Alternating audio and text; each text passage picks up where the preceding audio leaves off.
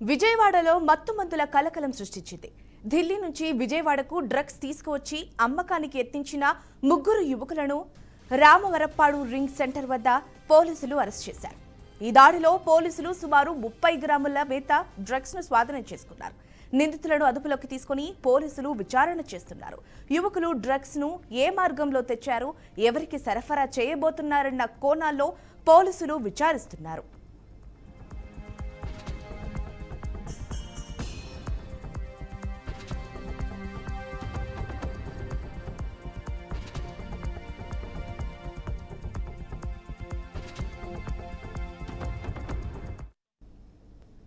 కర్నూలు జిల్లా ఎమ్మిగనూరులో బక్రీద్ పండుగ నేపథ్యంలో శాంతి భద్రతలపై పట్టణ పోలీస్ స్టేషన్లో సమావేశాన్ని నిర్వహించారు. ఈ సమావేశంలో పట్టణంలోని హిందూ, ముస్లిం, క్రైస్తవ మతాలకు చెందిన మత పెద్దలు, ప్రముఖులు, ప్రజలు పెద్ద సంఖ్యలో హాజరయ్యారు. బక్రీద్ సందర్భంగా ఎలాంటి అవాంఛనీయ ఘటనలు జరగకుండా ఉండేందుకు తీసుకోవాల్సిన ముందు జాగ్రత్తలపై సమగ్రంగా చర్చించారు. మత పెద్దలు తమ వంతుగా ప్రజల్లో సామరస్యాన్ని, శాంతిని పెంపొందించాలని డీఎస్పీ ఉపేంద్రబాబు సూచించారు. వర్గంలోనూ అదేవిధంగా మంత్రాలయంలో జరగాలని రాబోయే బక్రీద్ పండుగ సందర్భంగా శుభాకాంక్షలు తెలియజేస్తున్నాము. ఈ ఎమ్మినూరు పట్టణంలో పోలీస్ స్టేషన్లో పీస్ కమిటీ ఏర్పాటు చేయడం జరిగింది. ఈ పీస్ కమిటీలో వివిధ వర్గాల ప్రజలు, మత పెద్దలందరితోనూ కూడా ఎటువంటి ఎవరి మనోభావాలు దెబ్బతినుకోకుండా ఉత్సాహంగా పండగ ప్రశాంత వాతావరణంలో జరుపుకోవాలని మేము తెలియజేస్తున్నాము. ప్రజలకు పండగ అంటే ప్రతి ఒక్కరూ సుఖశాంతులతో ఉత్సాహంగా ఉల్లాసంగా చేసుకునే దాన్ని అలాగే కొనసాగించాలా, ఇప్పుడు కొనసాగించాలా, భవిష్యత్తు కాలంలో కొనసాగించాలా. ప్రతి ఒక్కరూ కూడా అన్ని డిపార్ట్మెంట్లో కూడా మేము సహకరిస్తాము. మీరు రాబోయే బక్రీద్ పండగ కార్యక్రమాలకి ముందుగానే ఎటువంటి గొడవలు జరగకుండా పోలీసు వారు పీస్ కమిటీ ఏర్పాటు చేసి మమ్మల్ని అందరూ ఆహ్వానించడం జరిగింది.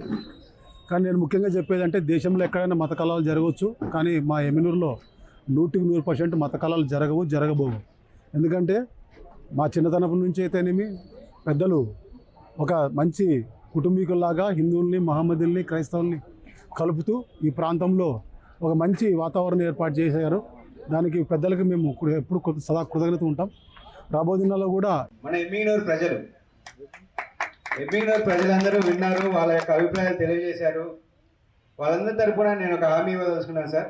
ఎమ్మిగనూరు ప్రజల తరపున నేను ఒక హామీ ఇస్తున్నాను సార్.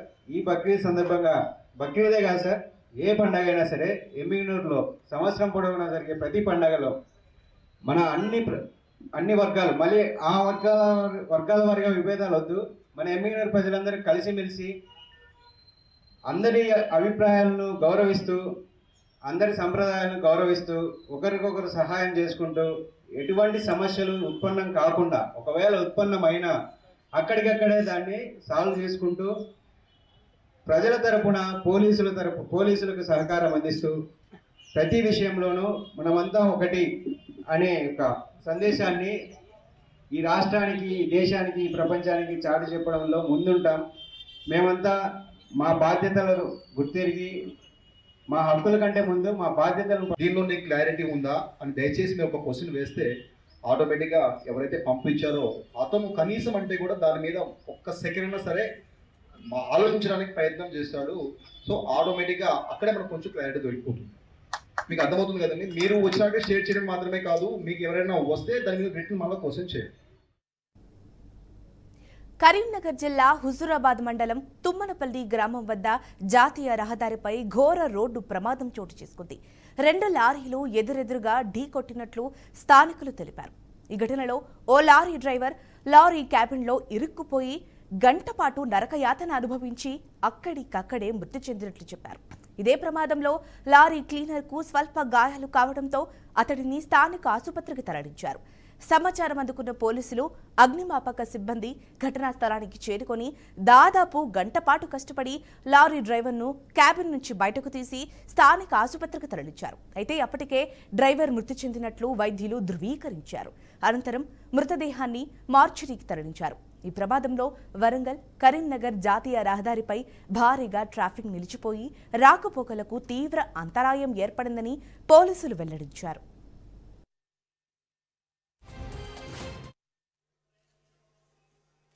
పోయే దారిలో ఆ చందనపూర్ బ్రిడ్జి దగ్గర యాక్సిడెంట్ అయింది సార్. నీకేమైతే డ్రైవరా? డ్రైవరు మీరు క్లీనరా? నేను క్లీనర్ని. అంటే లారీలో ఏముంది, లోడ్ ఏముంది? బొగ్గు ఉందా?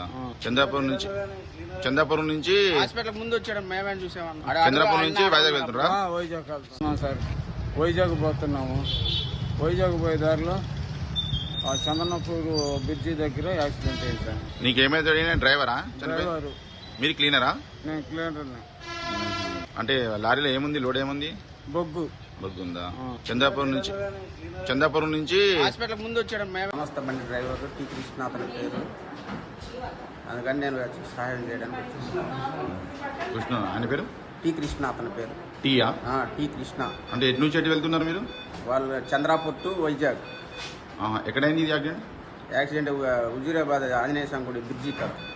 హుజూరాబాద్ ఆంజనేయ స్వామి. ఈయన డ్రైవర్ క్లీనరా? నేను వేరే బండి డ్రైవర్ని. ఈయన వేరే బండి డ్రైవరా?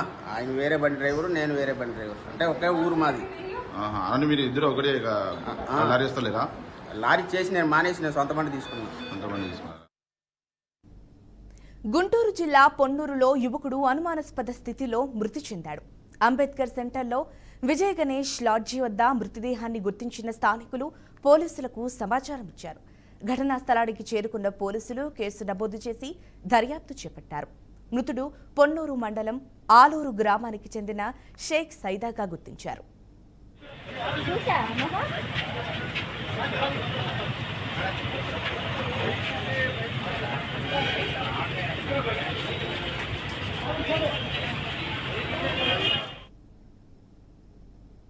ఎన్టీఆర్ జిల్లా ఇబ్రహీంపట్నంలో 6వ నంబర్ రేషన్ దుకాణాన్ని రెవెన్యూ అధికారులు సీజ్ చేశారు. బియ్యం నిల్వ ఉంచినట్లు సమాచారం అందుకున్న అధికారులు మెరుపు దాడి చేశారు. దుకాణంలో 600 కిలోల బియ్యం తేడా ఉన్నట్లుగా గుర్తించామని తెలిపారు. అలాగే డీలర్ శాంతకుమారిని సస్పెండ్ చేయాల్సిందిగా జేసీకి సిఫార్సు చేస్తూ 6A కేసు నమోదు చేశారు.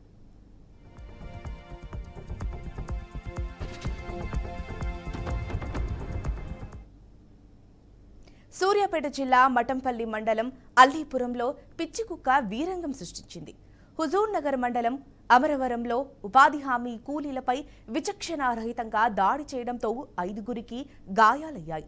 దీంతో స్థానిక ఏరియా ఆసుపత్రిలో బాధితులు వ్యాక్సిన్ తీసుకుంటున్నారు. కుక్కల బెడద పోవాలంటే వారి ప్రాంతానికి కూడా మిస్ వరల్డ్ పోటీదారులు రావాలా అంటూ బాధితులు అసహనం వ్యక్తం చేశారు.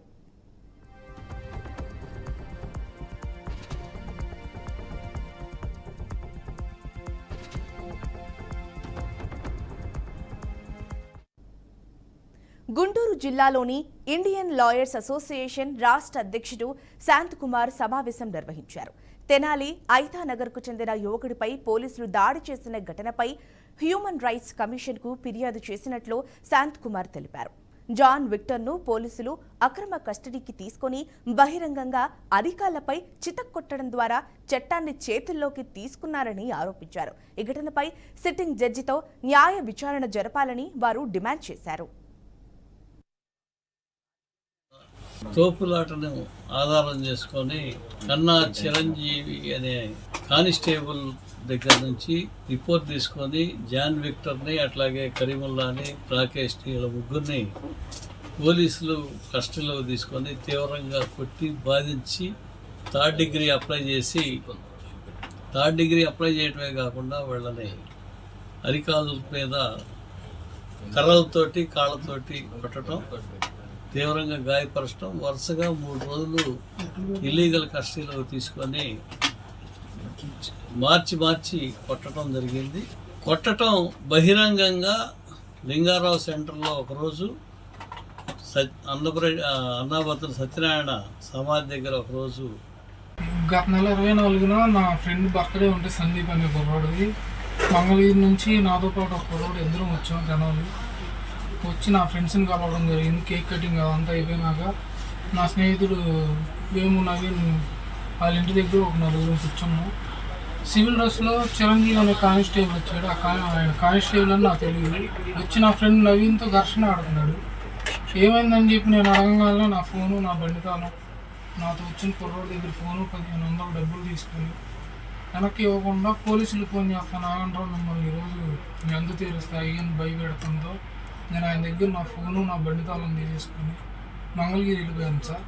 వెళ్ళిపోగానే పొద్దున్నే కారులో వచ్చి రమేష్ నాయక్ ఈ కన్నా చిరంజీవి అనే కానిస్టేబుల్ వచ్చి నన్ను కర్మల్ని పికప్ చేసుకుని దారిలోని కొట్టుకుంటా 2 టౌన్ పోలీస్ స్టేషన్ తీసుకొచ్చి స్టేషన్లో కూడా ఉంచకుండా పోలీస్ క్వార్టర్స్లో ఉంచి బాగా ఇబ్బంది పెట్టి మళ్ళీ రోడ్డు మీద తీసుకొచ్చి పెట్టి మళ్ళీ నైట్ అంతా లాకప్లో ఉంచి సెకండ్ డే మార్నింగ్ కూడా రోడ్డు మీద తీసుకొచ్చి పెట్టి జేబులో ఒక కత్తి పెట్టి దాన్ని ఓపెన్ మీ దగ్గర ఉన్నట్టు ఓపెన్ చేయించి వీడియో తీసుకోవడం జరిగింది సార్. ఇది బయటకు వచ్చింది ఒక వీడియోనే వచ్చింది, ఇంకా 2-3 వీడియోలు ఉన్నాయి, అవి బయటికి రాలేదు. ఇలా బాగా ఇబ్బంది పెట్టి ఎలాగైనా జడ్జి గారికి చెప్తే ఇబ్బంది పడతారా నువ్వు అని చెప్పి జడ్జి గారి దగ్గర నిజం చెప్పకుండా రిమాండ్ చేయడం జరిగింది. నా పేరు జాన్ హెక్టర్. నాకు జరిగిన అన్యాయం పైన నేను కొమరం భీం ఆసిఫాబాద్ జిల్లా కాగజ్ నగర్కు చెందిన ఎంబీబీఎస్ విద్యార్థి వియత్నాం దేశంలో దుర్మరణం చెందారు. వియత్నాం దేశంలోని కాంతో సిటీలో అర్షిద్ అనే యువకుడు ఎంబీబీఎస్ 3వ సంవత్సరం చదువుతున్నాడు. స్నేహితులతో బైక్పై వెళ్తూ ఇంటి గోడను ఢీకొట్టాడు. దీంతో అర్షిద్ అక్కడికక్కడే మృతి చెందాడు. మరో వ్యక్తికి తీవ్ర గాయాలయ్యాయి. విషయం తెలిసిన తల్లిదండ్రులు కన్నీరు మున్నీరయ్యారు.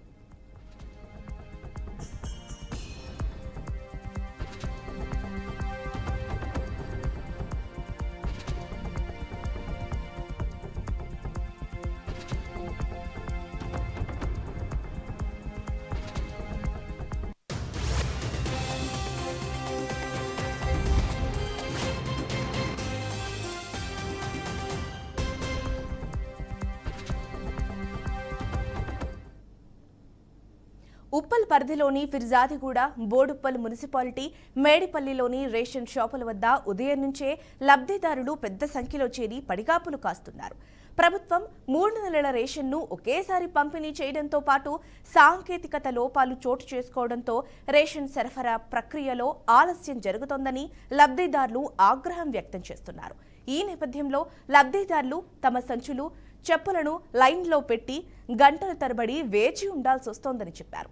3 నెలల రేషన్ను ఒకేసారి ఇవ్వబోతున్నప్పుడు సాంకేతిక సమస్యలు ఏర్పడవచ్చని ముందుగానే గుర్తించి చర్యలు తీసుకోవాలని హెచ్చరించారు.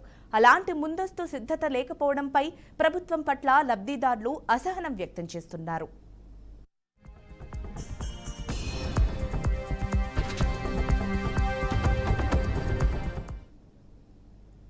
ఇవి ఇప్పటివరకు అప్డేట్స్. మరిన్ని అప్డేట్స్ కోసం చూస్తూనే ఉండండి బీఆర్కే న్యూస్ తెలుగు సత్తా.